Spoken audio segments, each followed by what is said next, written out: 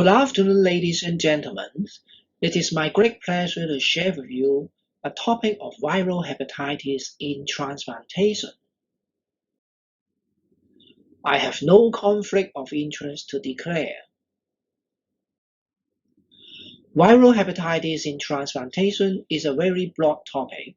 In this talk, I would like to focus on the classical agent of viral hepatitis, that is hepatitis B and hepatitis C, as well as the emerging agent, hepatitis E, in the setting of either solid organ transplantation or the blood and marrow transplantation, using different case scenarios. The scenarios include the reactivation or recurrence of viral hepatitis in the recipient, the acquisition of viral hepatitis from an infected donor, and the acquisition of viral hepatitis post-transplant. In the first scenario, I would like to focus on the reactivation or recurrence of hepatitis B virus in the transplant recipient. The prevalence of chronic hepatitis B is over 8% in China and Asia. Hepatitis B-related cirrhosis is the major indication for liver transplantation. Before the early 1990s, and in the absence of antiviral prophylaxis, recurrent hepatitis B infection occurred in most recipients undergoing liver transplantation. Some patients developed rapid fibrosing cholestatic hepatitis, leading to a poor prognosis. With the availability of the first oral antiviral agent for hepatitis B virus, lamivudine, in the mid-late 1990s, combination of antiviral agent and hepatitis B immunoglobulin became the standard prophylactic regimen to improve the liver graft and patient survival in hepatitis B recipient undergoing liver transplantation. In addition, oral antiviral therapy is effective prophylaxis for hepatitis B surface antigen negative recipient who has an anti-HBC positive liver donor. The prophylactic regimen is also applicable to the non-hepatic transplantation. As time goes by, a trend has emerged over the past decade towards using less and less hepatitis B immunoglobulin. This has only been made possible with the use of potent nucleoside or nucleotide analogs with high barriers to resistance. These are the currently antiviral agent strategies, with nucleoside or nucleotide analogs being the essential component of antiviral prophylaxis. You can see that there are various combinations without a standardized approach. Individual transplant centers may adopt their own protocol. This is an algorithm for hepatitis B prophylaxis in liver transplant patients. In chronic hepatitis B patients, treatment with entecavir or tenofovir is recommended as the first-line therapy to reduce the HBV DNA before transplantation. Based on the hepatitis B DNA level at the time of the transplant and the presence or absence of the risk factors, hepatitis B immunoglobulin should be initiated for those with high risk of hepatitis B recurrence post-transplant. High-risk patients include the drug-resistant HBV, co-infection with the HIV, co-infection with hepatitis C virus, and the presence of hepatocellular carcinoma at the time of transplant. For the hematopoietic stem cell transplantation, nearly all studies on hepatitis B virus reactivation in the hepatitis B surface antigen negative, hepatitis B core antibody positive cases, the hepatitis B virus reactivation was a late phase of complication. Additionally, nearly all studies recommended the administration of 6 to 12 months of antiviral prophylaxis, it is necessary to consider the value of early antiviral prophylaxis in preventing late-phase complications of hepatitis B virus reactivation. This is the recommendations for hepatitis B surface antigen negative core antibody positive patients undergoing hematopoietic stem cell transplantation from different specialized associations. You can see that the Asia Pacific Association for the Study of the Liver recommended in year 2015 that patients with undetectable serum HBV DNA level should be followed carefully by means of the ALT and HBV DNA testing, then treating with antiviral therapy upon confirmation of hepatitis B reactivation. However, most European and American specialized associations provide aggressive views on the prophylactic antiviral therapy. Let us look at the hepatitis C virus. The advent of direct-acting antivirals has brought about a breakthrough in the treatment of chronic hepatitis C virus infection with sustained virological response rates now routinely over 90%. In this study conducted at the University of Texas MD Anderson Cancer Center from August year 2009 to November year 2015, of 434 hepatitis C virus infected cancer patients being evaluated, 64 underwent 69 episodes of hematopoietic stem cell transplantation. Compared with patients who did not receive antiviral therapy, the treated patient had higher 5-year survival rates, as shown in this figure, and a trend towards lower rate of progression to liver cirrhosis. For patients who developed recurrent hepatitis C infection post-liver transplantation, we can refer to the currently published Xcv Guideline by the American Association for the Study of Liver Disease and Infectious Disease Society of America. In this website, the recommendations of using direct-acting antiviral agents in a treatment-naive, treatment-experienced patients with HCV genotype 1 to 6 infection in different stages of HCV infection are well illustrated. Now we are going to look at the second case scenario, the acquisition of viral hepatitis from an infected donor. Using the example in the United States, all suspected or unanticipated donor-derived disease transmissions are required to report to the Organ Procurement and Transplantation Network of the United States CDC for the epidemiological investigation. You can see that between year 2014 and year 2017, there were 6 index recipients with conversion to HBV DNA post-transplant, and there were also 9 index recipients with conversion to HCV RNA positive post-transplant. Despite that, the organ donors were test negative for total anti-HBC, HBsAg, HBV DNA, anti-HCV, and HCV RNA.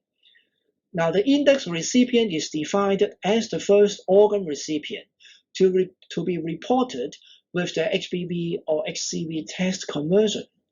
In this study, it was noted that 96% of donors had evidence of injection drug use, and that meets the criteria of the increased risk donor by interviewing the donor next of kin and reviewing the medical records. Organ-derived transmission among the hepatitis B and hepatitis C is rather uncommon. It can be predicted by the epidemiological investigation and routine screening. However, for the transmission of hepatitis E by organ donation, it is more difficult to be recognized because the hepatitis E screening is not routinely performed before the transplantation. This is also no epidemiological characteristics to predict the presence of hepatitis E virus. Like this young female donor who had donated her heart, lung, kidneys, and liver to 5 recipients, her liver function test was normal at the time of organ donation. The liver transplant recipient developed deranged liver function 6 weeks post-transplant and eventually confirmed to have hepatitis E infection by Xcv IgM and Xcv RNA positivity 6 months post-transplant. Subsequently, the lung transplant recipient consulted our team for the herpes zoster encephalitis. In view of the deranged liver function of unexplained etiology, we also worked up for the hepatitis E and confirmed to be positive. In view of 2 cases of hepatitis E infection post-transplant, we further traced for the other recipients who had received the organs from the same donor. You can see that all solid organ transplant recipients had deranged liver function test at a mean of 52 days after transplantation. They all received immunosuppressive therapy and had mild to moderate degree of liver function derangement. The donor had been viremic, but HEV, IgM, and IgG seronegative, and liver function test results were within the reference ranges at the time of transplantation in a retrospective manner.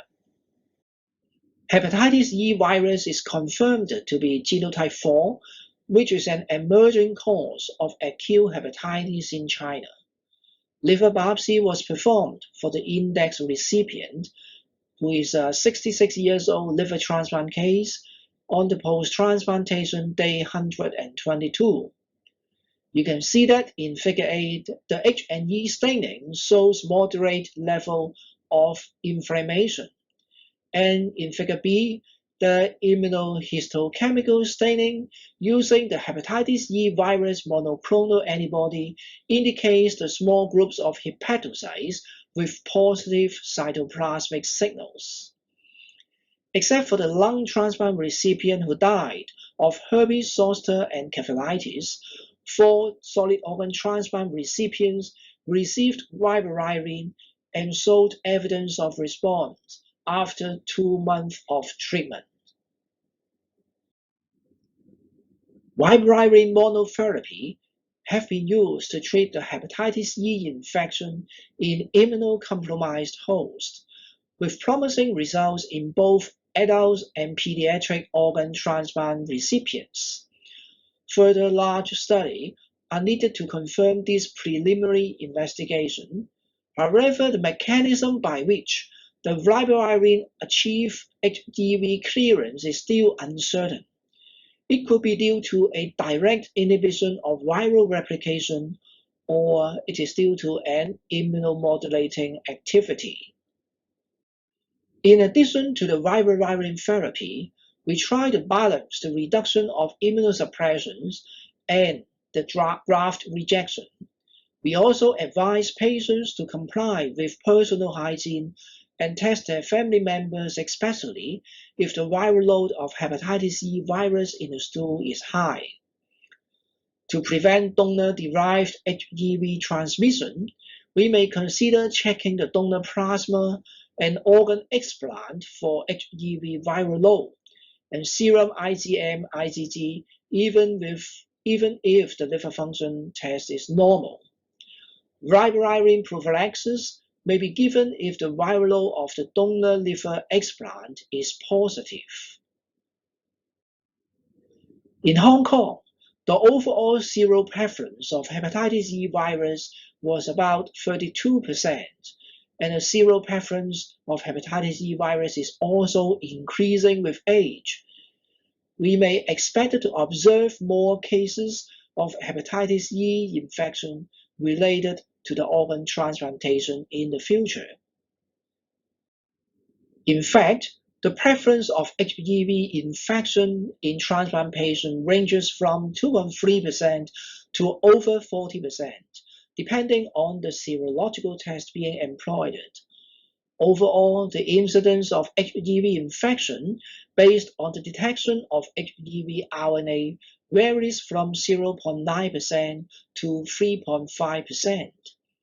However, when looking for the HBV RNA only among transplant patients with abnormal liver function, the incidence have been found to range between 4.3% and 6.5%. For sure, the hepatitis C virus infection will be the emerging infectious disease, especially in the transplant and immunocompromised patients. Now we come to the third case scenario, acquisition of viral hepatitis post-transplant. This is a case that I would like to share with you. A 53-year-old female liver transplant recipient diagnosed to have hepatitis C virus infection genotype 6A with a viral load greater than 10 to the power 8 international unit per mil. In our investigation, there was no known personal risk factors for acquiring HCV. In addition, the liver donor and all used blood products for this case after transplant were confirmed to be hepatitis C antibody negative. The Xcv RNA was retrospectively found to be positive 11 months post-liver transplant. Based on the incubation period of hepatitis C virus, she had only one episode of hospitalization for urinary tract infection in August year 2017. Therefore, contact tracing was done to identify the potential source patients and the potential secondary cases. During the incubation period, the index patient was admitted in the liver transplant center from the 6th and 19th of August year 2017.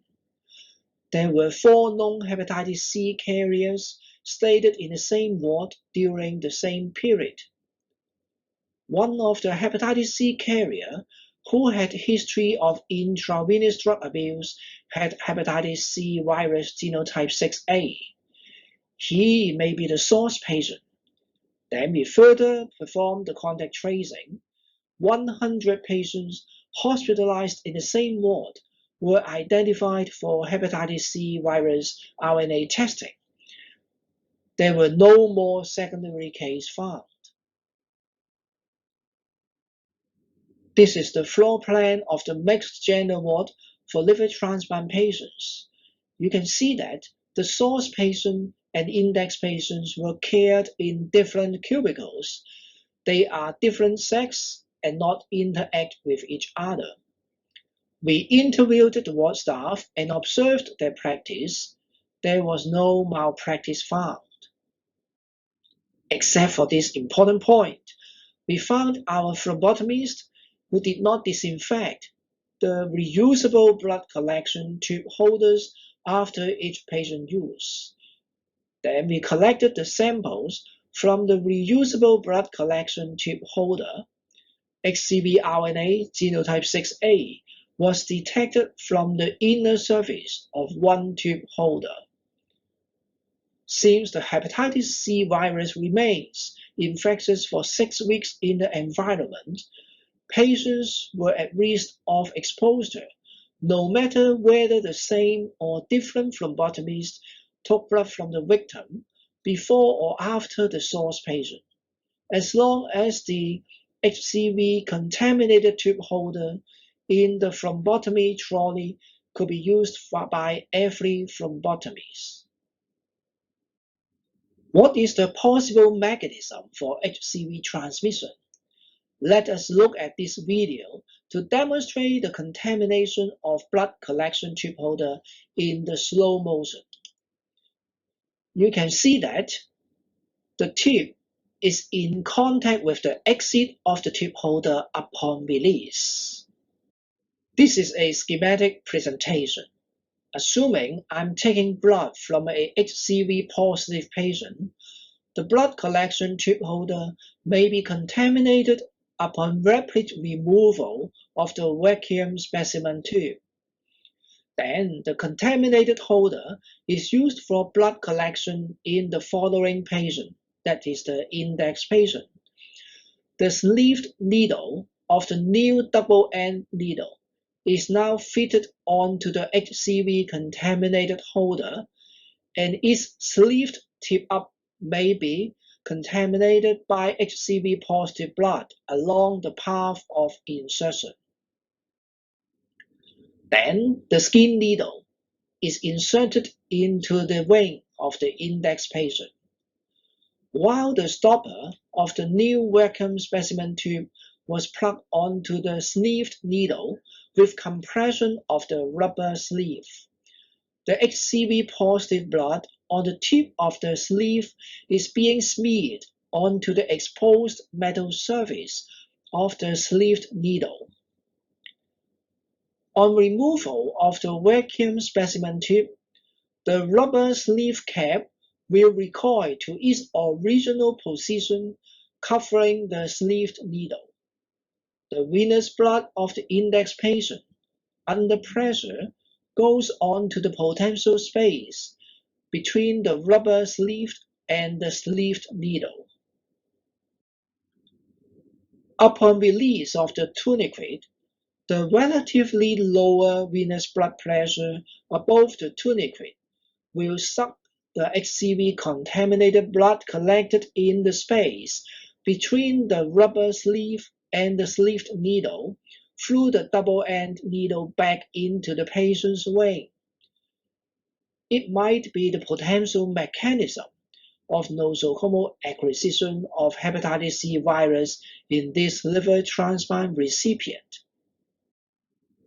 A phylogenetic tree constructed using the partial envelope gene sequence of Xcv genotype 6A strains detected in the index case, potential source patient, and tube holder are closely related, suggestive of clonality. In summary, we have highlighted the three scenarios with illustrative examples. I'm happy to take questions at the end of the section. That's the end of my presentation. Thank you very much for your kind attention. Hi, Prof. Cheng, thank you for your excellent and very interesting talk.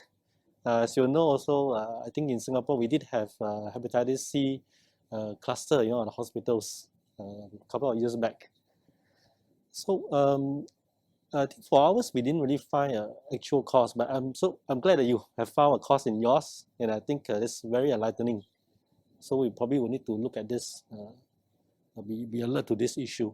So can I ask, for this particular cluster of Hep C event, so the rule is supposed to change, is to use a new holder, right? So now I guess the change is to make them use the new holder. Can I confirm that? Thank you. Yeah, thank you, Dr. Ng, for your comment. Yes, this is the first time that we recognize the nosocomial transmission of hepatitis C through the reusable blood collection tube holders. With this investigation, in fact, we actually diagnosed another case of the nosocomial hepatitis C with the similar episode of the transmission 1 year ago. Therefore, we are so convinced to stop the practice of using this reusable blood collection tube holder.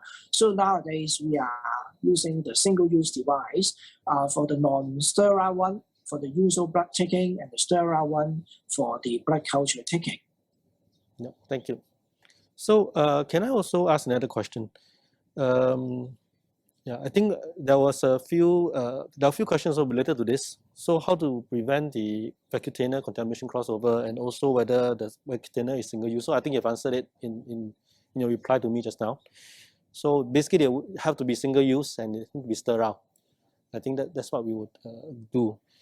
Another question I want to ask is with regards to address the organ shortage.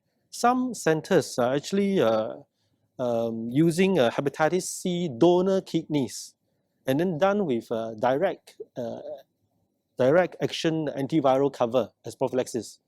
What is your view on this? I think this is a very difficult decision because even though we have the new direct acting agent for hepatitis C treatment with rather satisfactory result, but still we still have potential complications such as the drug interaction, and the long-term safety may be an issue. So if possible, we try not to use the hepatitis C infected organ donation. Now, recently in Hong Kong, we start a new service by matching the HLA typing of the live donor coming from different family. So then we can enhance the chance of living-related kidney transplantation, even though they are not donated from the same family member. We match the kidney with the HLA typing from different family. Thank you, Prof, for your reply. Thank you for an excellent talk again. I think there are no further questions. Thank you. Thank you very much. Thank you. Bye-bye. Right.